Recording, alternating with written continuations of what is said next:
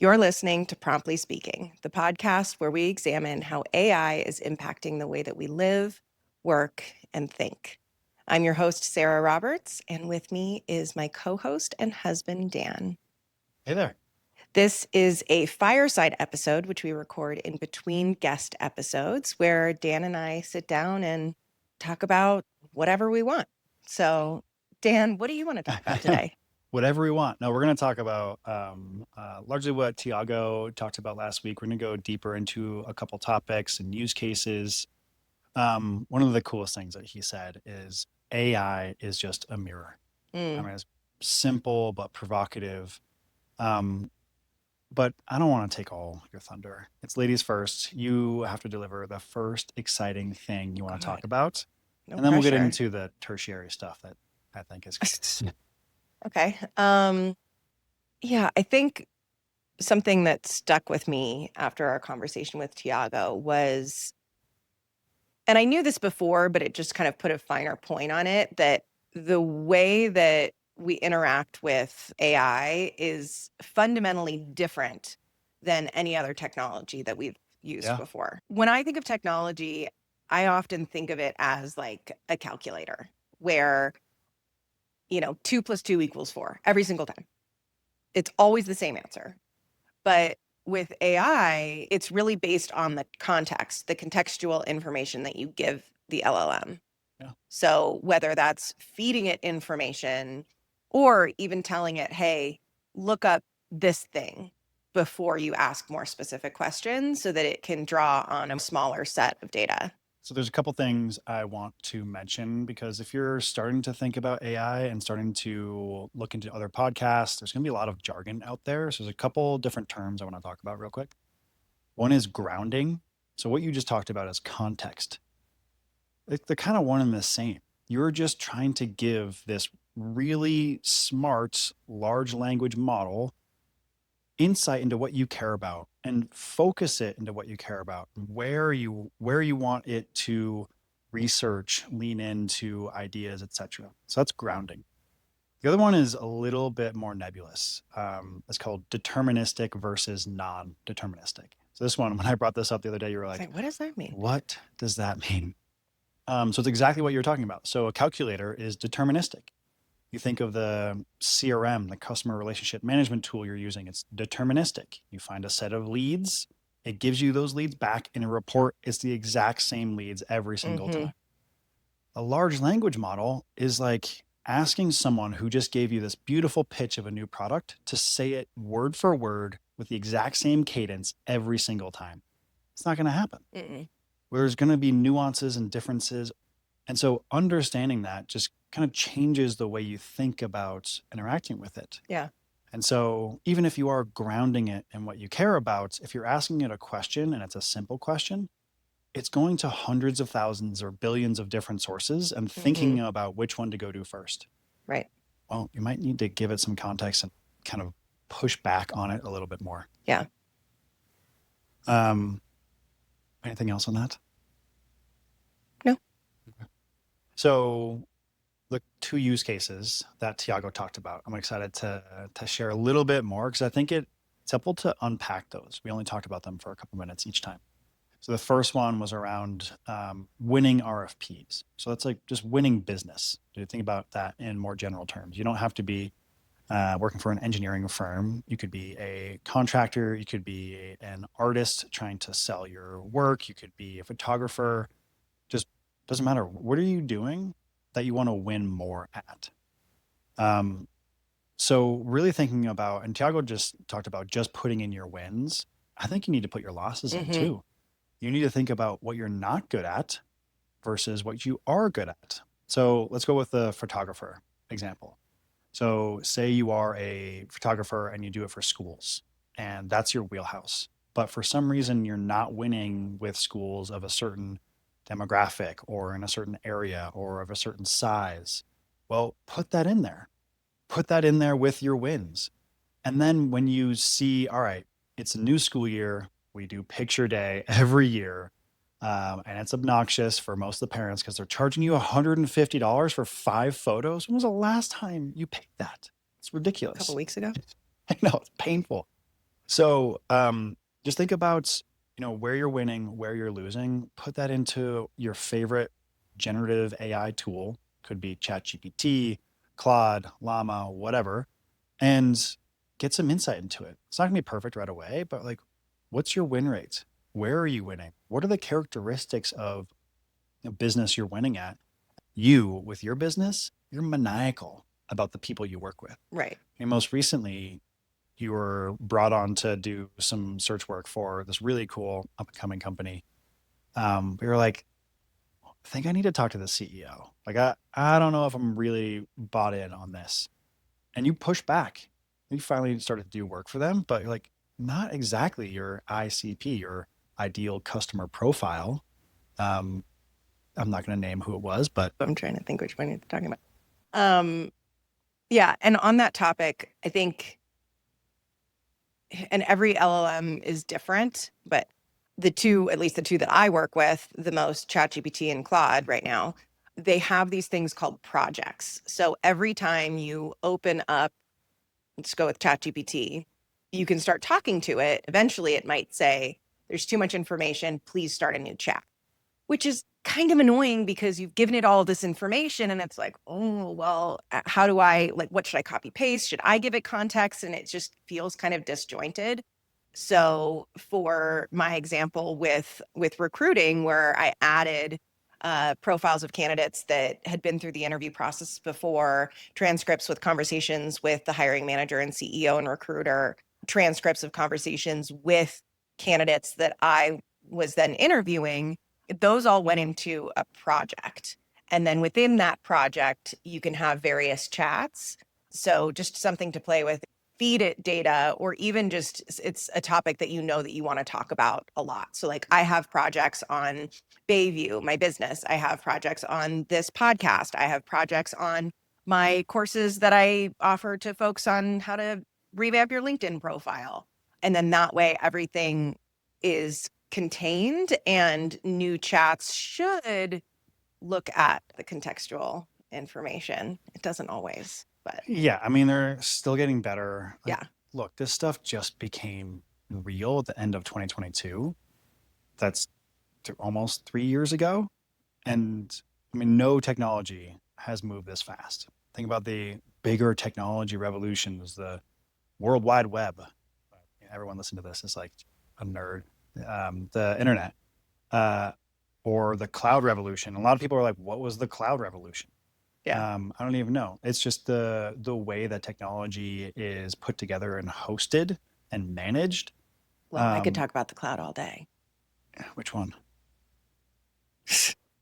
uh, but there's another thing I want to um, give a definition of that you talked about the context window. Mm, You were okay. saying it starts to kind of break down.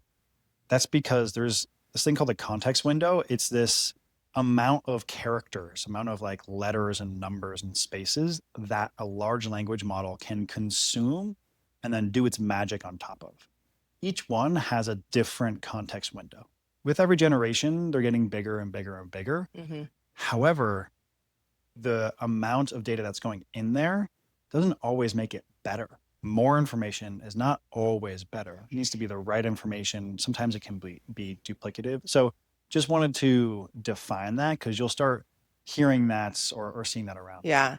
And sometimes too, when you try to iterate on something multiple times within a single chat, it'll kind of get confused or give you answers that are not quite as specific or wrong. Yeah. So you can play around with opening up a new chat. Also, there are a lot of like safety protocols That break down. that break down the longer you talk with Yeah. one of these LLMs in a single chat.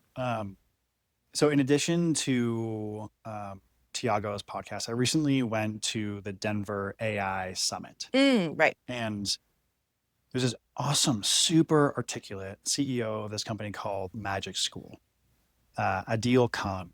Really smart dude, just a curious individual. And he was talking about the right ways to use generative AI and how important it is when you're getting started. Don't believe Yeah. everything you see or read, especially now. There's so much craziness out there. Yeah.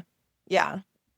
because for kids, it can actually be really detrimental to their brain if they're just trusting this thing to do everything for them when you're not using your critical reasoning skills. I do want to just reiterate, because I mentioned this on Tiago's episode, and this is something I learned from him in one of his many videos that he has out there, is is go into user level settings and tell it to, on every response, to give you its level of confidence in its own answer and why it thinks it's correct or why not. And you can also tell it to cite sources. So you can obviously do that every time it gives you an answer. Hey, how confident are you in this? Did you hallucinate? Cite your sources.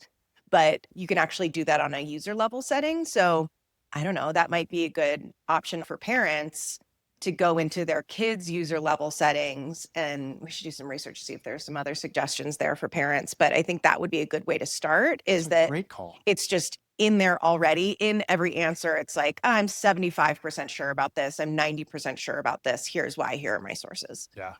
Yeah. I wonder if we could even say, like, don't respond if you're less than 90% sure. Yeah. Very interesting. So the other thing that Tiago talked about, his other use case was more financially driven. I want to put some caution red tape up there. Just don't put your bank account information into these things. Like, unless you're using a company sponsored one that has these, I'm going to get a little technical on you here, zero retention policies with these large language models, do not put social security, credit card, bank account information into them. Now you have to define whatever you said. It's Zero what? called a zero retention policy. It's just, it's a way of tweaking the model where when you put something in, when the model reads something about you, your personal life, your business life, it's not using that information to train the model further. However, with the vast, vast majority of us using ChatGPT, it's using every single character, intonation, question, and it's putting it into the model to train it further. And that's why it gets so, so good so fast, is because 700 million people are using ChatGPT alone. Many, many millions more are using other ones. So back to Tiago's use case. I think it's fascinating to use it as a thought partner to open up the possibilities of what's real. You taught me this. I came from the world of be happy with your job. You got a job? Oh my God, go take that job. You came from the world of like, I'm worth a lot. I'm smart. I'm thoughtful. I'm capable. And I'm going to work for people that value me. I'm going to work for companies that are awesome. I'm not going to work for them if I'm frustrated and if this is not in my value path. And it was really hard for me to break out of that. And even doing this is uncomfortable and pushing boundaries. But, one thing Grandpa Neil always said was that if you're not pushing yourself hard enough to where you're falling, how can you ever find your edge? And I just think you knew that in your bones. I had to learn that. Well, I mean, it's a little bit more complicated than that. I also have, mental health stuff, anxiety and depression. And if and it's, I've always, I mean, I don't want to go into this too deeply, but I will say that, like, if someone out there can relate to my story of kind of struggling with happiness and getting out of bed sometimes, like, I actually think of it as a blessing, because it means that I can't work for people that don't have the same values that I do, or that, make me really anxious or are treating me the wrong way, which there's so much of that out there. And I think that's why part of the reason why I do what I do is because I want to help good people find roles at these really, really dope companies. Yeah, like life-changing companies. Oh yeah. Yeah. I've had some amazing clients. Yeah. Yeah. So yeah, I mean, I think the takeaway there is just use it as a thought partner. Don't trust it 100%, but open up your mind to what's possible. Where should you be living? How should you be making income? What is your side gig? Yeah. And we talked to someone recently that says, like, the vast majority of Gen Z people have a side hustle because they can't make enough money to afford the $4,000 a month rent, which it is in every single major city, which is just bonkers. Even here in Denver, one bed, one bath in downtown is going for 3,500. So with Tiago's use case around financials, one thing that's because I studied economics and then I first was an analyst at a couple different mutual fund companies. The thing that gets me interested is, doing the finances and making investments. And you don't have to have hundreds of millions of dollars to do investments. You can have $100. You can have $10. But where are you going to put your chips? There's this thing called a prospectus, which gives you all the information about the direction and strategy for an investment or a fund. And they're super long. They've got pictures and charts and graphs, loads and loads of text that I've never read a single one front to back. You don't have to anymore. This thing called multimodal capability that has recently come out. Multimodal just means multiple versions of communicating. Those versions of communicating are pictures, charts, graphs, text, all these different ways that we as humans can consume information. Now these large language models can consume them as well. And so you can drop those things in there and be like, here's my risk tolerance. Here's what I'm trying to get out of it. Is this a good investment for me? Here's my time horizon. Sorry, financial advisors out there, but your value needs to get a lot bigger in order for me to give you 1% of everything that I'm investing, which is just bonkers that people are still charging that. Yeah. Okay, that's my rant. Well, can I end it with the takeaway or suggestion, whatever we're Yes. calling it? So, what I would like for our listeners to try this week, if you haven't already, is think of something that you want to know more about and drop it into one of these LLMs. So it could be, so let's first take documents. It could be something like Dan had suggested, the prospectus, or it could be something that you've written that you'd like to shorten for a social media post or summarize for an email that you want to send someone. Another example is you could put a photo in there. Dan has been doing that with our house plants, which we now have for the first time. Why don't you, can you Yeah. talk about that one in your office? Yeah, it's kind of cool. So there's one little plant that I got on Amazon for like $5. And it started to look really droopy. And I was like, oh my God, one weekend I've already killed this plant that's supposed to be a house plant. How is that possible? So I took a picture of it, uploaded it to ChatGPT, and actually I could just take a picture within ChatGPT. It makes it even easier. And I said, what am I doing wrong? And the first thing that came back was, this plant is dramatic. And I was like, oh my God, how funny is that? So I put a bunch more water in. 2 hours later, it was totally upright and totally fine. Now I just know I Yeah. need to water it more. Yeah.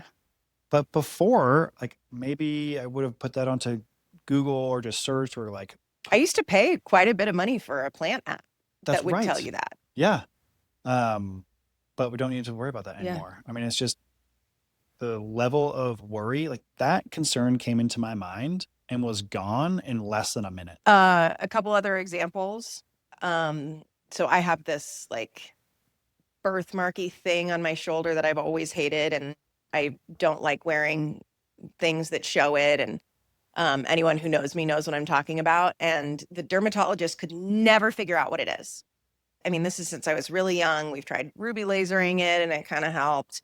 They just have no idea. It's not technically a birthmark. It's not a fungus, is it? But it like react. Anyway, it's very strange. And I took a photo and I put it in to ChatGPT, and I said, "What is this?" And it told me a couple of things that it could be. And I finally figured out it's pigmentary mosaicism or something.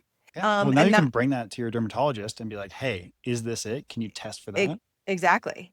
I don't think you can. I think I just have to live with it, but that's okay. And also like it can read text from an image. So I posted something on LinkedIn a couple of weeks ago that was like a prompt for job seekers, and it was a video, and it was taking forever to load. And my mom was in town, and we were going to lunch, and I Mm. said the prompt will be in the comments. It didn't load in time. Then I went to lunch, and I, was on another planet. And someone said, "Hey, this is great, but where's the prompt?" And someone else provided it. But in my mind, I was like, "Hey, I bet that this guy took a screenshot of the prompt put it into ChatGPT and said, write this out, which it can do, as opposed to like having to pause it and type it yourself. So there's another example. And I kind of want to give the example also of my parents when they were here. Yeah, go for it. I think it's a great one. So my parents were here and they were telling us a story about my grandmother, my father's mother, who is in memory care. She has dementia and she keeps falling. And she's in this, really nice place. And like right across the street is one of the best hospitals in the country.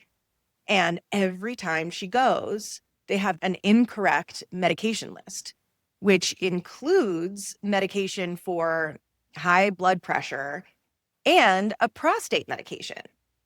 And It's she's just, a woman. it's Women don't how, have prostates. how does that error happen?